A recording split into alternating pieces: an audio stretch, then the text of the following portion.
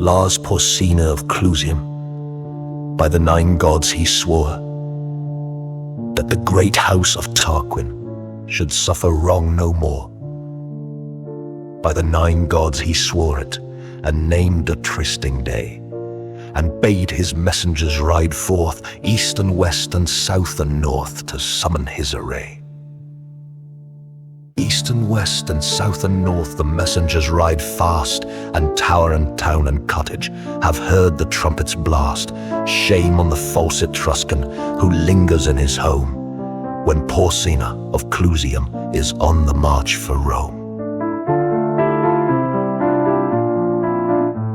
The horsemen and the footmen are pouring in amain, from many a stately marketplace, from many a fruitful plain, from many a lonely hamlet, which hid by beech and pine, like an eagle's nest hangs on the crest of purple Apennine. From lordly Volaterrae, where scowls the far-famed hold, piled by the hands of giants for godlike kings of old. From sea-girt Populonia, whose sentinels descry Sardinia's snowy mountain tops fringing the southern sky. From the proud mart of Pisae, queen of the western waves, where ride Massilia's triremes, heavy with fair-haired slaves. From where sweet Clanis wanders through corn and vines and flowers, from where Cortona lifts to heaven her diadem of towers. Tall are the oaks whose acorns drop in dark Oza's rill. Fat are the stags that champ the boughs of the Ciminian hill. Beyond all streams Clitumnus is to the herdsman dear. Best of all pools the fowler loves the great Volsinian mere. But now no stroke of woodman is heard by Oza's rill. No hunter tracks the stag's green path up the Ciminian hill. Unwatched along Clitumnus grazes the milk-white steer. Unharmed the waterfowl may dip in the Volsinian mere. The harvests of Arretium this year old men shall reap. This year young boys in Umbro shall plunge the struggling sheep. And in the vats of Luna this year the must shall foam round the white feet of laughing girls whose sires have marched to Rome. There be 30 chosen prophets, the wisest of the land, who always by Lars Porsena both morn and evening stand. Evening and morn the 30 have turned the verse o'er, traced from the right on linen white by mighty seers of yore. And with one voice the 30 have their glad answer given. Go forth, Lars Porsena, go forth, beloved of heaven. Go and return in glory to Clusium's royal dome, and hang round Nertia's altars the golden shields of Rome. Now hath every city sent up her tale of men. The foot are 80,000, the horse are thousands 10. Before the gates of Sutrium is met the great array. A proud man was Lars Porsena upon the trysting day. For all the Etruscan armies were ranged beneath his eye, and many a banished Roman, and many a stout ally, and with a mighty following to join the muster came the Tusculan Mamilius, prince of the Latian name. But by the yellow Tiber was tumult and affright. From all the spacious Champaign to Rome men took their flight. A mile around the city the throng stopped up the ways. A fearful sight it was to see through 2 long nights and days.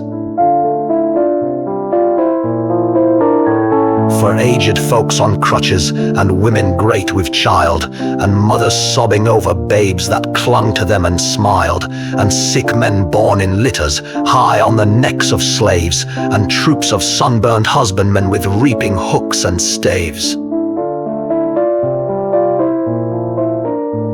And droves of mules and asses laden with skins of wine, and endless flocks of goats and sheep, and endless herds of kine, and endless trains of wagons that creaked beneath the weight of corn sacks and of household goods choked every roaring gate.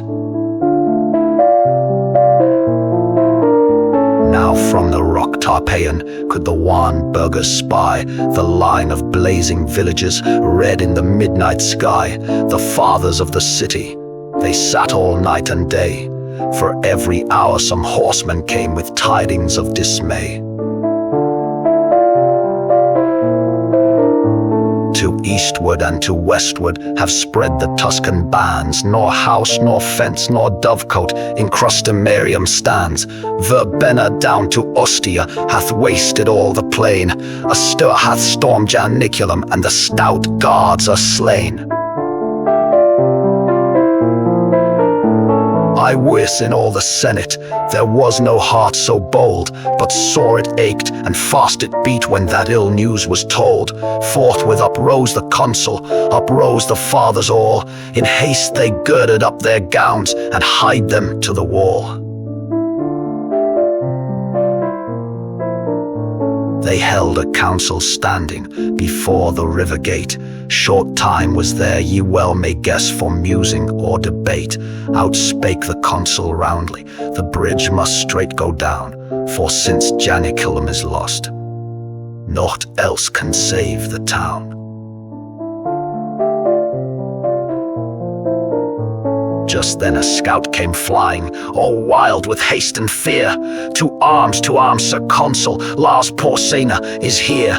On the Lowes hills to westward, the consul fixed his eye, and saw the swarthy storm of dust rise fast along the sky. And nearer, fast and nearer, doth the red whirlwind come, and louder still and still more loud, from underneath that rolling cloud, is heard the trumpet's war note proud, the trampling and the hum. And plainly and more plainly now through the gloom appears, far to left and far to right, in broken gleams of dark blue light, the long array of helmets bright, the long array of spears. And plainly and more plainly, above that glimmering line, now might ye see the banners of 12 fair cities shine. But the banner of proud Clusium was highest of them all, the terror of the Umbrian, the terror of the Gaul. And plainly and more plainly, now might the burghers know, by port and vest, by horse and crest, each warlike Lucumo. There Cilnius of Arretium on his fleet Rome was seen, and Astor of the fourfold shield, girt with a brand none else may wield, Tolumnius with the belt of gold, and dark Verbenna from the hold. By reedy Thrasymene, fast by the royal standard, o'erlooking all the war, Lars Porsena of Clusium sat in his ivory car. By the right wheel rode Mamelius, prince of the Latian name, and by the left false Sextus, that wrought the deed of shame. But when the face of Sextus was seen among the foes, a yell that rent the firmament from all the town arose. On the housetops was no woman, but spat towards him and hissed, no child, but screamed out curses and shook its little fist. But the consul's brow was sad, and the consul's speech was low, and darkly looked he at the wall, and darkly at the foe. Their van will be upon us before the bridge goes down, and if they once may win the bridge, what hope to save the town? Then out spake brave Horatius, the captain of the gate, to every man upon this earth death cometh soon or late, and how can man die better than facing fearful odds for the ashes of his fathers and the temples of his gods, and for the tender mother who dandled him to rest, and for the wife who nurses his baby at her breast, and for the holy maidens who feed the eternal flame to save them from false Sextus, that wrought the deed of shame.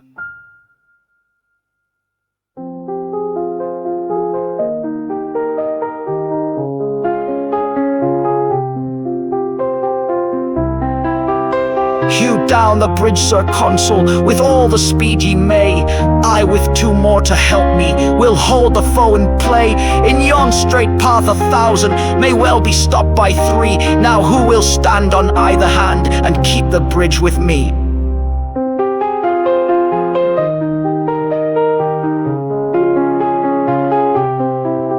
Then out spake Spurius Lartius, a Ramnian proud was he. Lo, I will stand at thy right hand and keep the bridge with thee. And out spake strong Herminius, of Titian blood was he. I will abide on thy left side and keep the bridge with thee.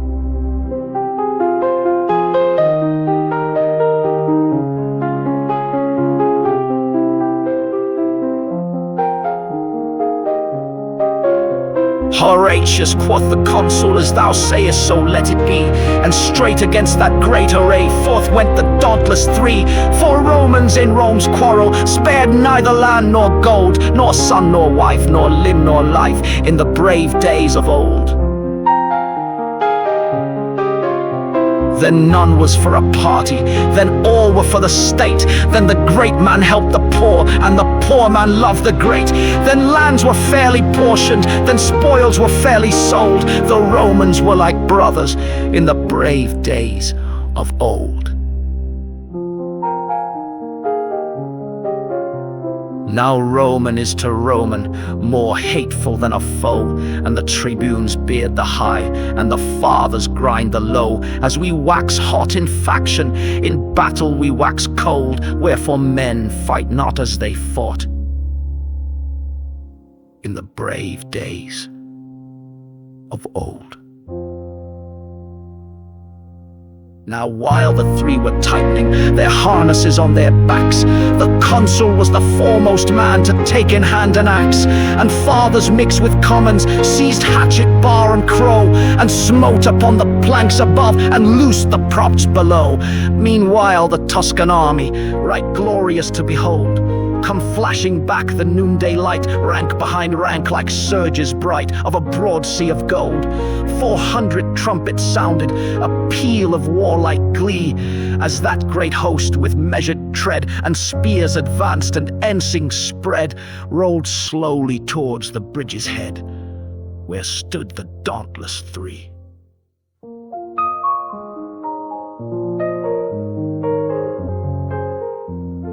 The 3 stood calm and silent, and looked upon the foes, and a great shout of laughter from all the vanguard rose, and 3 chiefs came spurring before that deep array. To earth they sprang, their swords they drew, and lifted high their shields and flew to win the narrow way. Ornus from green Tifanum, lord of the hill of vines, and Ceus, whose 800 slaves sicken in Ilva's mines, and Picus long to Clusium, vassal in peace and war, who led to fight his Umbrian powers from that grey crag where girt with towers the fortress of Nequinum lowers o'er the pale waves of Nar.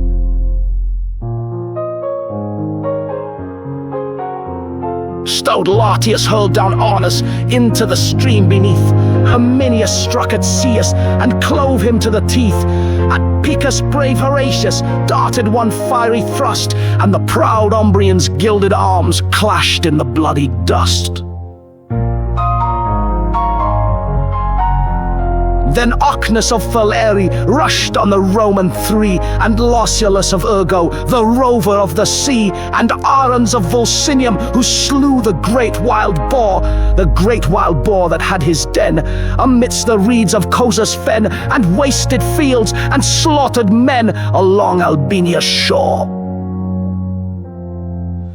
Herminius smote down Arons, Lartius laid Ocnus low, right to the heart of Lausulus Horatius sent a blow. Lie there, he cried, fell pirate, no more aghast and pale. From Ostia's walls the crowd shall mark the track of thy destroying bark. No more Campania's hinds shall fly to woods and caverns when they spy thy thrice accursed sail.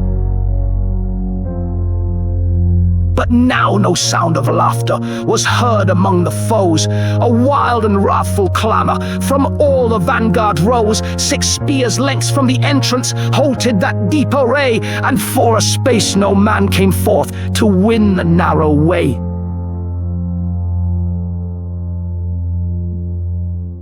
But hark, the cry is Aster, and lo, the ranks divide, and the great lord of Luna comes with his stately stride. Upon his ample shoulders clangs loud the fourfold shield, and in his hand he shakes the brand, which none but he can wield. He smiled on those bold Romans, a smile serene and high.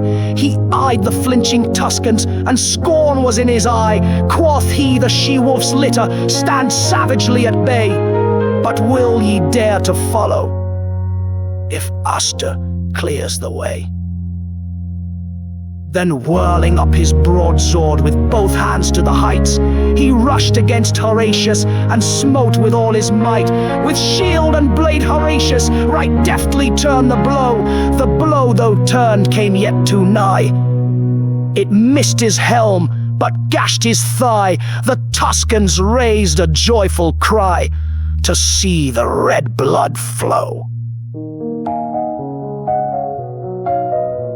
He reeled, and on Herminius he leaned one breathing space, then like a wildcat mad with wounds, sprang right at Aster's face, through teeth and skull and helmet. So fierce a thrust he sped, the good sword stood a handbreadth out behind the Tuscan's head.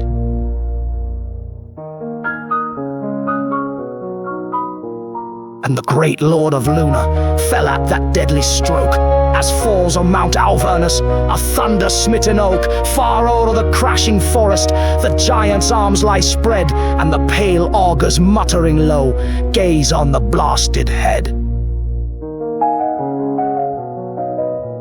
On Aster's throat Horatius right firmly pressed his heel, and thrice and four times tugged amain ere he wrenched out the steel. And see, he cried the welcome, fair guests, that waits you here.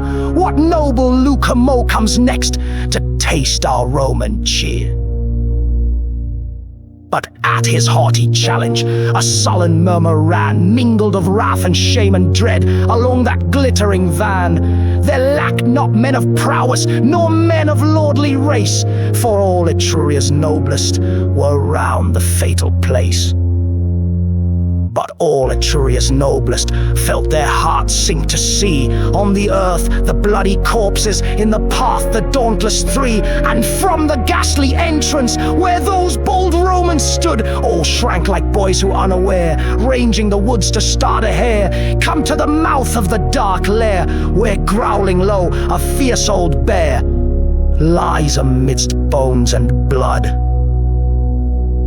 Was none who would be foremost to lead such dire attack, but those behind cried forward, and those before cried back. And backward now and forward wavers the deep array, and on the tossing sea of steel to and fro the standards reel, and the victorious trumpet peal dies fitfully away. Yet one man for one moment strode out before the crowd. Well known was he to all the three, and they gave him greeting loud. Now welcome, welcome, Sextus, now welcome to thy home. Why dost thou stay and turn away? Here lies the road to Rome. Thrice looked he at the city, thrice looked he at the dead, and thrice came on in fury, and thrice turned back in dread, and white with fear and hatred scowled at the narrow way where, wallowing in a pool of blood, the bravest Tuscans lay.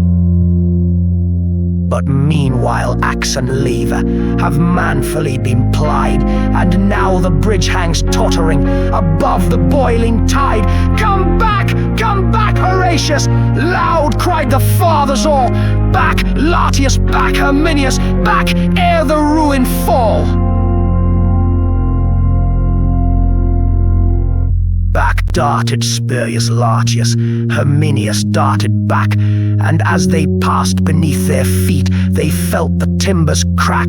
But when they turned their faces, and on the farther shore saw brave Horatius stand alone, they would have crossed once more.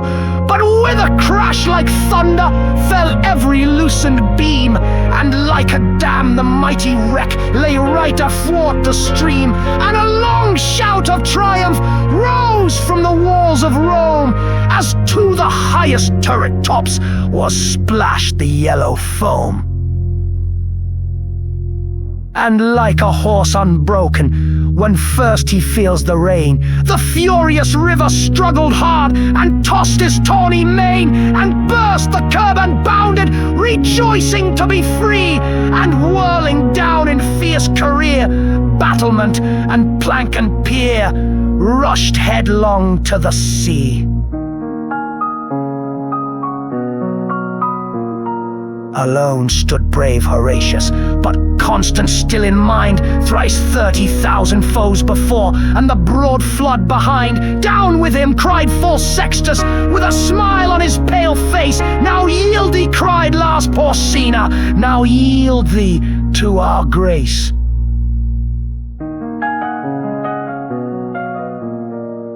Round turned he, as not deigning those craven ranks to see. Naught spake he to Lars Porsena, to Sextus naught spake he, but he saw on Palatines the white porch of his home, and he spake to the noble river that rose by the towers of Rome.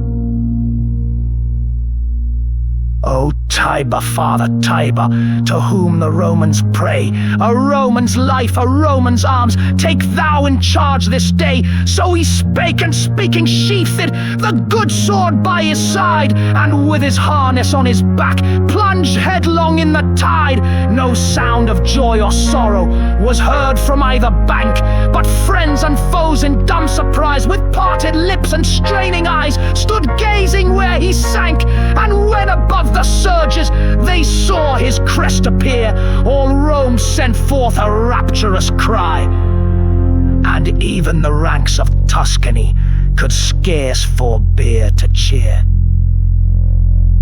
But fiercely ran the current, swollen high by months of rain, and fast his blood was flowing, and he was sore in pain, and heavy with his armor, and spent with changing blows, and oft they thought him sinking, but still again he rose. Never, I ween, did swimmer in such an evil case trouble through such a raging flood, safe to the landing place, but his limbs were borne up bravely by the brave heart within, and our good father Tiber bare bravely up his chin.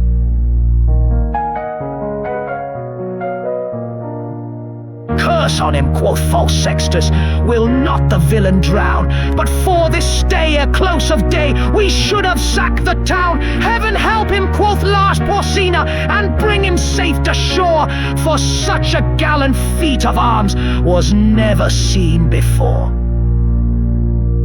And now he feels the bottom, now on dry earth he stands, now round him throng the fathers to press his gory hands, and now with shouts and clapping and noise of weeping loud he enters through the river gate, borne by the joyous crowd.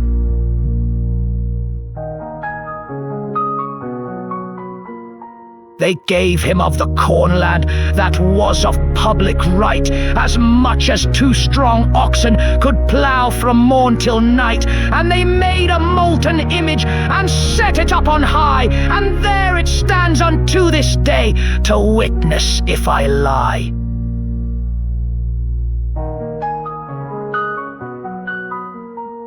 It stands in the Comitium, plain for all folk to see, Horatius in his harness, halting upon one knee, and underneath is written, in letters all of gold, how valiantly he kept the bridge in the brave days of old. And still his name sounds stirring unto the men of Rome, as the trumpet blast that cries to them to charge the Volscian home, and wives still pray to Juno for boys with hearts as bold as his who kept the bridge so well in the brave days of old.